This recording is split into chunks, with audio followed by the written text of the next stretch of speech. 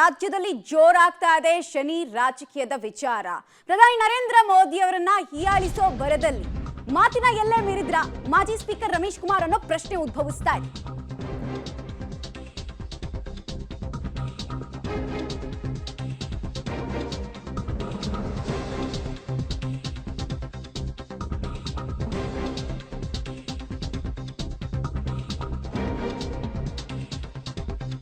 ಪ್ರಧಾನಿ ನರೇಂದ್ರ ಮೋದಿ ಬಗ್ಗೆ ರಮೇಶ್ ಕುಮಾರ್ ಆಡಿರುವಂತಹ ಲಘು ಹೇಳಿಕೆ ಈಗ ವ್ಯಾಪಕ ಚರ್ಚೆಗೆ ಗ್ರಾಸ ಆಗ್ತಾ ಇದೆ ಹಾಗೂ ಆಕ್ಷೇಪಕ್ಕೆ ಕಾರಣ ಆಗ್ತಾ ಇದೆ.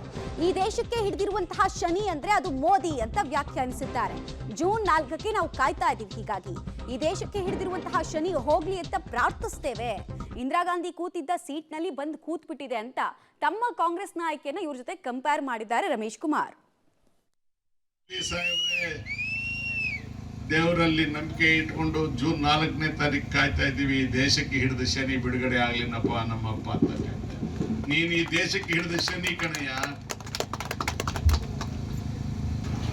ಇಂದಿರಾ ಗಾಂಧಿಗ ಕೂತಿದ್ದ ಸೀಟಲ್ಲಿ ಬಂದು ಕೂತ್ ಬಿಟ್ಟಲ್ಲಪ್ಪ ನೀನು.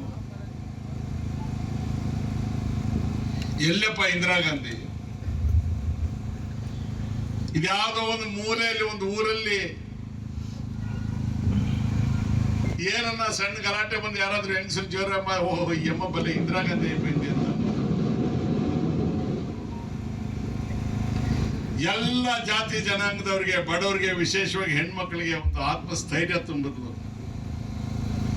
ಇರಕ್ಕೊಂದು ಮನೆ, ಹೊಟ್ಟೆ ತುಂಬ ಊಟ, ಮಕ್ಕಳಿಗೆ ಓದು, ಅವ್ರಿಗೆ ಉದ್ಯೋಗ.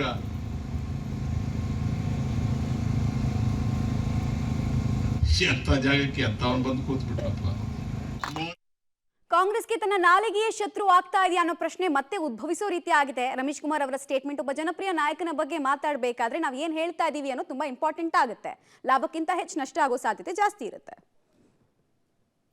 ಡೀಟೇಲ್ಸ್ ಕೊಡ್ತಾರೆ ರವಿ. ಈ ಹಿಂದೆ ಲೋಕಸಭೆ ಚುನಾವಣೆ ಹೊಸ್ತಿಲಲ್ಲಿ ಲಾಸ್ಟ್ ಒಂದು 2 ಎಲೆಕ್ಷನ್ ನಲ್ಲೂ ಕೂಡ ಈ ಚೌಕಿದಾರ್ ಇರ್ಬೋದು ಅಥವಾ ಚಾಯ್ವಾಲಾ ಇರ್ಬೋದು, ಸರ್ಪ ಜೊತೆಗೆ ರಾವಣ, ಈ ಎಲ್ಲ ಸ್ಟೇಟ್ಮೆಂಟ್ಗಳು ಕಾಂಗ್ರೆಸ್ಗೆ ಯಾವಾಗಲೂ ಕಾಸ್ಟ್ಲಿ ಆಗಿದೆ. ಈಗ ರಮೇಶ್ ಕುಮಾರ್ ಅವರು ಇನ್ನೊಂದು ಸ್ಟೇಟ್ಮೆಂಟ್ ಕೊಡೋದ್ರ ಮೂಲಕ ಇದರ ಲಾಭಕ್ಕಿಂತ ನಷ್ಟ ಆಗೋ ಚಾನ್ಸಸ್ ಜಾಸ್ತಿ ಇರುತ್ತಾ, ಇಂಥದ್ದೊಂದು ವಿವಾದವನ್ನು ಮೈ ಮೇಲೆ ಹೇಳ್ಕೊಳ್ಳುವಂತಹ ಅನಿವಾರ್ಯತೆ ಈ ಸಂದರ್ಭದಲ್ಲಿ ಏನಿತ್ತು ಅಂತ, ನಿಜವಾಗ್ಲೂ ಹೀಯಾಳಿಸಬೇಕು, ಬೈಬೇಕು ಅಂದಿದ್ರೆ ಯಾವ್ದಾದ್ರು ಸ್ಕ್ಯಾಮ್ ಬಗ್ಗೆ ಹೇಳಿದ್ರೆ ಇನ್ನೊಂದಷ್ಟು ತೂಕ ಇರ್ತಾ ಇತ್ತು ಅಂತ.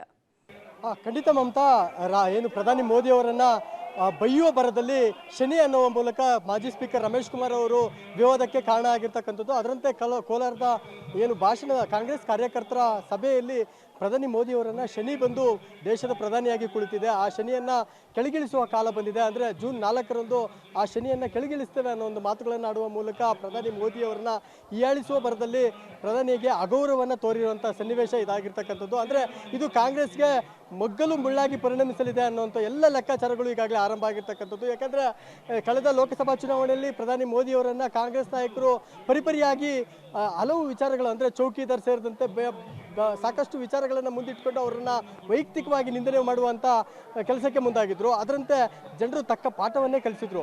ಆದರೆ ಈ ಬಾರಿ ಶನಿ ಅನ್ನೋ ಒಂದು ಲೆಕ್ಕಾಚಾರವನ್ನು ಕಾಂಗ್ರೆಸ್ ನಾಯಕರು ಹಾಕುವ ಮೂಲಕ ಪ್ರಧಾನಿ ಮೋದಿಯವರನ್ನು ಹೀಯಾಳಿಸುವ ನೆಪದಲ್ಲಿ ಅಗೌರವ ತೋರ್ತಾ ಇರ್ತಕ್ಕಂಥದ್ದು ಈಗ ಕಾಂಗ್ರೆಸ್ಸಿಗೆ ಮುಗ್ಗಲು ಮುಳ್ಳಾಗಿ ಪರಿಣಮಿಸುವ ಎಲ್ಲ ಸಾಧ್ಯತೆಗಳು ಹೆಚ್ಚಾಗಿರ್ತಕ್ಕಂಥದ್ದು. ಅದರಂತೆ ಕಳೆದ 10 ತಿಂಗಳಿಂದ ಕೂಡ ನಾಪತ್ತೆ ಆಗಿದ್ದಂಥ ಮಾಜಿ ಸ್ಪೀಕರ್ ರಮೇಶ್ ಕುಮಾರ್ ಅವರು ಈಗ ಅಂದರೆ ಏನು ಲೋಕಸಭಾ ಚುನಾವಣೆ ಬರ್ತಿದ್ದಂತೆ ತಮ್ಮ ಕ್ಷೇತ್ರದಲ್ಲಿ ಅಬ್ಬರದ ಪ್ರಚಾರ ಮಾಡುವ ನೆಪದಲ್ಲಿ ಪ್ರಧಾನಿ ಮೋದಿ ಅವರನ್ನ ಶನಿ ಅನ್ನೋ ಒಂದು ವಾಕ್ಯನ ಮಾಡಿರ್ತಕ್ಕಂಥದ್ದು ಈಗ ಚರ್ಚೆಗೆ ಗ್ರಾಸವಾಗಿದೆ ಅಂತಲೇ ಹೇಳ್ಬೋದಾಗಿದೆ. ಮಮತಾ, ಧನ್ಯವಾದ ತಮ್ಮ ಮಾಹಿತಿಗಾಗಿ.